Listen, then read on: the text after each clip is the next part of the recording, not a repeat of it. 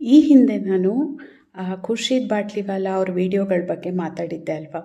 Arundhati Vasishtha twin star system ಬಗ್ಗೆ ಆಗಿರಬಹುದು, ಅಥವಾ ಭೂಗೋಳ ಅನ್ನೋ ಪದ ಎಲ್ಲಿಂದ ಬಂತು ಅನ್ನೋ ವಿಷಯ ಆಗಿರಬಹುದು. ಹಾಗೆ ಅದರಲ್ಲೇ ಅವರು ಜಿಂಕ್ ಓರ್ನ ಜಿಂಕಿಂದ ಬೇರ್ಪಡಿಸೋದು ಮೊದಲಿಗೆ ಭಾರತೀಯರಿಗೆ ಮಾತ್ರ ಗೊತ್ತಿತ್ತು ಅನ್ನೋದು ಕೂಡ ಹೇಳ್ತಾರೆ.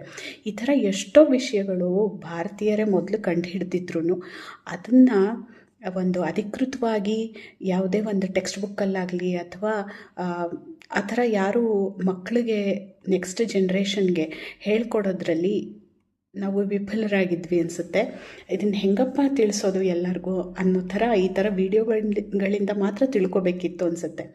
ಆದರೆ ನಿನ್ನೆ ಒಂದು ನ್ಯೂಸ್ ಆರ್ಟಿಕಲ್ ನೋಡಿ ಎಷ್ಟು ಖುಷಿ ಆಯಿತು ಅಂದರೆ, NCERT 8ನೇ ಕ್ಲಾಸ್ ಟೆಕ್ಸ್ಟ್ ಬುಕ್ನಲ್ಲಿ ಇವಾಗ ಪೈಥಾಗರಸ್ ಥಿಯರಮ್ನ ಬೌದ್ಧಾಯನ ಪೈಥಾಗರಸ್ ಥಿಯರಮ್ ಅಂತ ಕರೆದು ಅದನ್ನು ಅಧಿಕೃತವಾಗಿ ಮಕ್ಕಳಿಗೆ ಹೇಳ್ಕೊಡೋಕ್ಕೆ ಮುಂದಾಗಿದ್ದಾರೆ.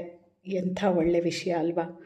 ನಮ್ಮ ಭಾರತೀಯ ಋಷಿಮುನಿಗಳಾಗಿರಬಹುದು ಅಥವಾ ಆಸ್ಟ್ರಾಲಜರ್ಸ್ ಆಗಿರಬಹುದು, ಮ್ಯಾಥಮೆಟಿಷಿಯನ್ಸ್ ಆಗಿರಬಹುದು, ಅವರು ಕಂಡುಹಿಡ್ದಿರೋ ಎಷ್ಟೋ ವಿಷಯಗಳನ್ನು ನಮ್ಮ ಟೆಕ್ಸ್ಟ್ ಬುಕ್ಸಲ್ಲೇ ಅದನ್ನು ನಾವು